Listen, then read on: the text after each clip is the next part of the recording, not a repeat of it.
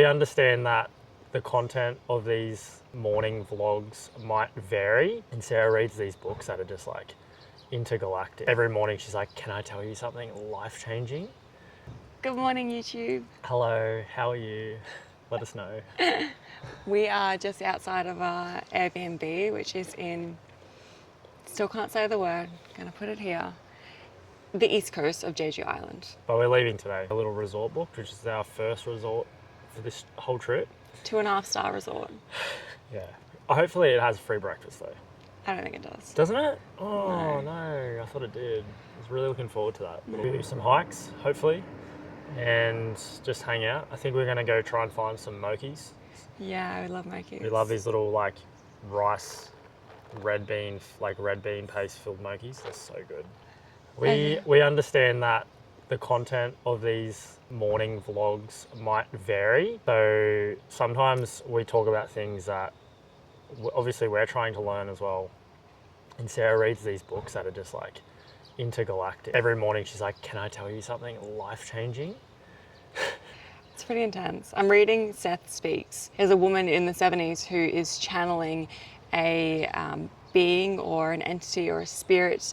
So she goes into a trance state and she is speaking his consciousness through her own words, and then her husband is writing all the notes, and together they've created many books. But this book specifically is him speaking, and every word that he speaks is written down into the book itself, like word for word.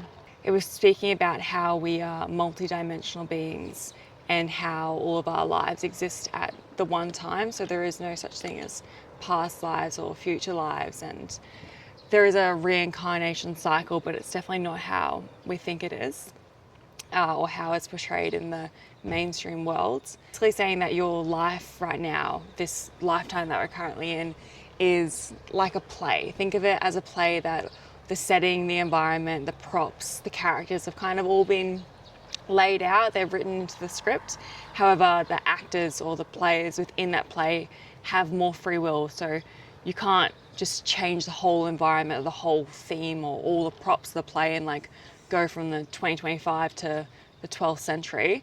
But you can have free will within this lifetime to kind of do what you want and choose your own path. That was really cool for me to realize that that description of it made a lot of sense for this lifetime now. And the past lives that we have, they're also a play, but they're just happening in a different setting. But they're happening simultaneously at the same time. So you've got an actor here and another piece of your consciousness is in the 12th century, but they're not happening in the past or the future because there is no time and space. Really, only time and space exists in this 3D reality. I can't even wrap my head around that. It's you can't really you can't understand it with your mind, I think. Yeah. I think a takeaway there is to just realize that it's easy to get caught up in our just this life that we have. And it's nice to just stop and realize that it's so expansive. Like what this like planet is, if it is even a planet, is just that there's so much more. You know, like life doesn't need to be taken seriously. Well, that's what Seth says when he's speaking through Jane. He says that he's lived many, many lifetimes on Earth, just like as we're living life right now. And he said, if I had the awareness of what I have now, not being as a human being, but as an entity, if I had that as a human being, I just wouldn't take life as seriously. He said the main thing that humans really get wrong is that they take life so seriously. But if you realize that that one lifetime that you are living right now is just like a very small chapter in a huge book of your entire beingness, because you're more than just this lifetime, you would just have fun with it. Yeah. Yeah, and the creation that you are here to do, because we are co-creators in this universe, like everyone is creating their own reality, you would have fun with the creation because that is what your purpose here on Earth is to do. Is to have fun, is to love, is to be joyous and not take everything so seriously. I reckon I said that the other day, that I have had like my life, my circumstances, my childhood, and I was like kind of led to grow up pretty quick with just not a normal childhood, as many of us don't have. And it's like trying to like reconnect with that childlike state, because when you're born, what is the first thing you learn? Play and fun. And why do you learn it first? Because it's literally the most important lesson to learn. You are literally playing as a young kid, and you're never supposed to stop playing.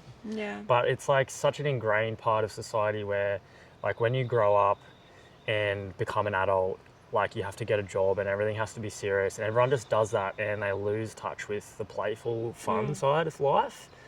And that's been such a massive, I guess, step in this like new lifestyle of us traveling, is to just let go of that seriousness in life and just learn how to play again. And we're both like that. So we get into this dynamic, so we're always so seriously geared towards success and work. And I think that's why we burn out, because you're not in touch with just the fun, playful side of, you know, fun activities, and just going out of your way to do something that's not always growth minded, but just like, I want to go bloody swim in the ocean or kick a footy or something. It's such a key to life. It's definitely been a big process for us, but we've been learning so much on this trip, like YouTube, for example, and all of the camera gear and all of the editing and everything with social media is a big learning curve for us. And if we look at any environmental state of education where learning is like easier, it's in a fun state. If you think of like preschool, when you're learning like the letters and numbers, it's fun and then you can do it. But if it was really serious, it would be really hard and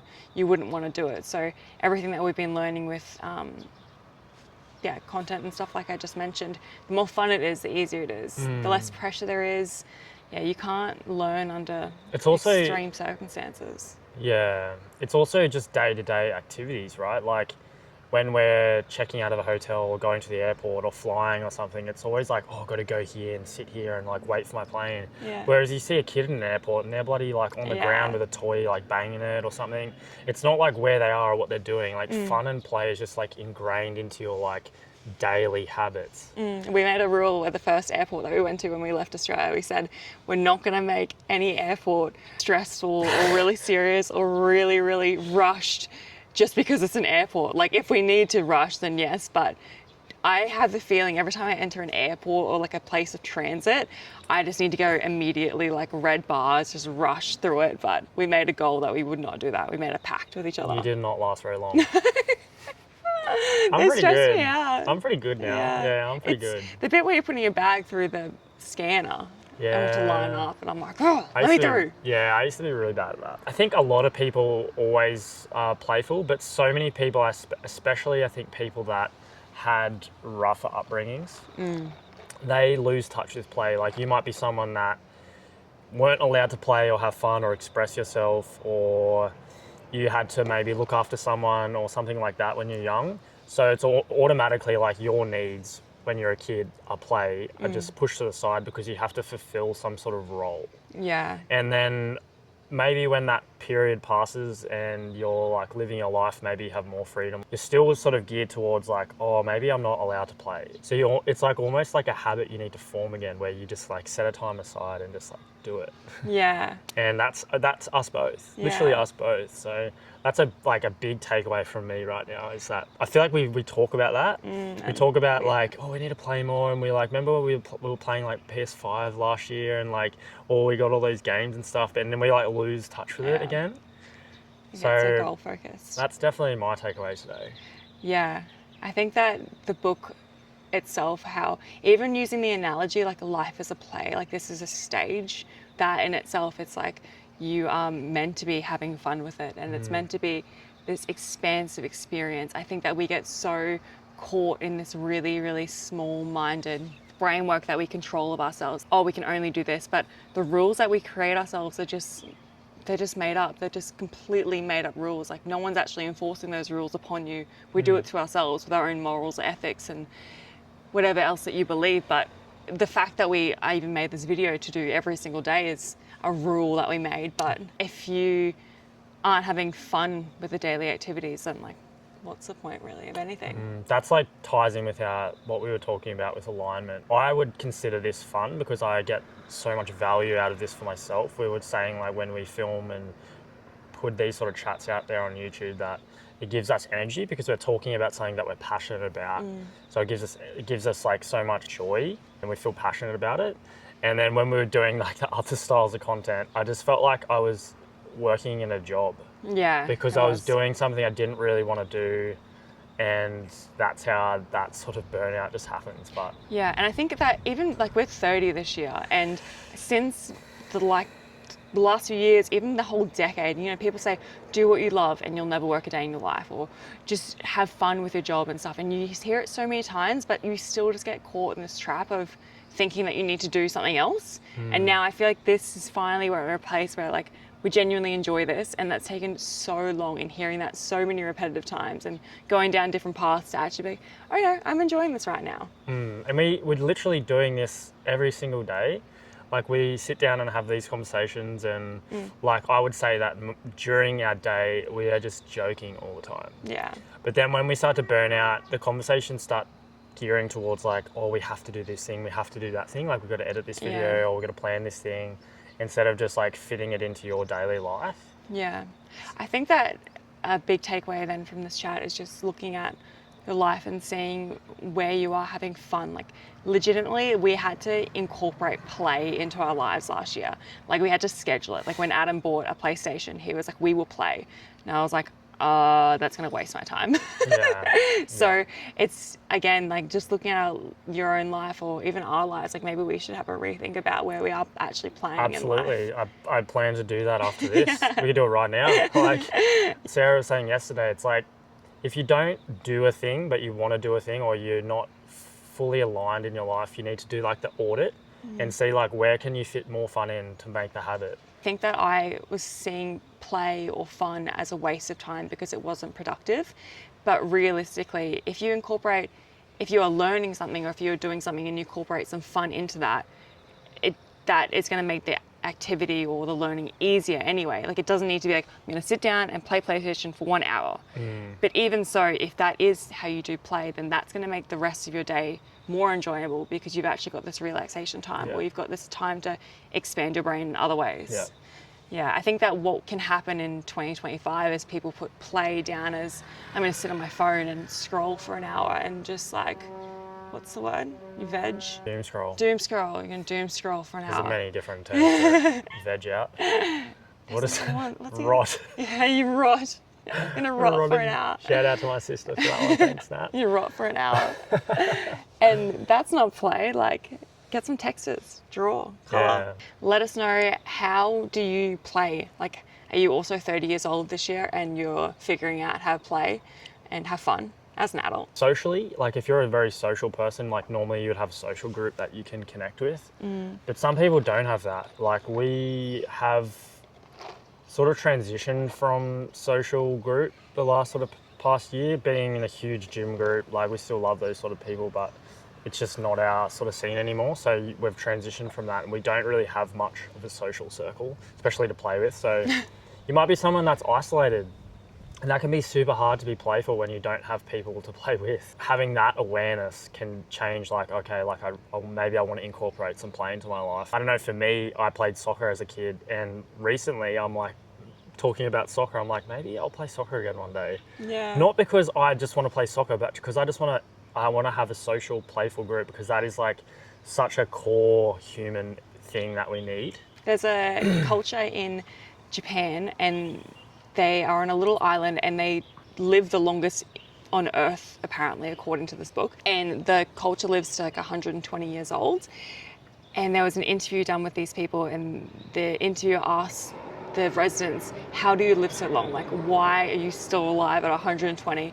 And they say, I just go into my garden every day and I look after my garden, and then I hang out with my friends in the afternoon. They just want to play with their friends, and that's all they do. Yeah. And it just keeps them young, it keeps them heaps of vitality. And yeah, because life's just not meant to be serious. Like, what part of life is supposed to be serious? Like, maybe there's times where you need to be serious. Like, you might be doing a job, you know, there's a situation that's serious, but if that was the case, like, you would learn that as a kid. Being serious was the core of life. You would be being super serious as a kid, but you just play as a kid, and that's like the main reason. You need to learn that, embody it, and you pass that on to your kids. We say this and we are definitely learning it. Yeah, it's so far from being good at that. Yeah, we're definitely not masters in that field.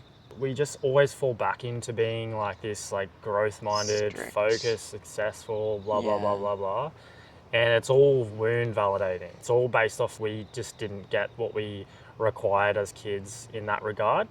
So it's all like validation seeking. Let us know if you play. You might be someone that's super playful and your life flourishes, or maybe you play too much and you need to like find balance the other way.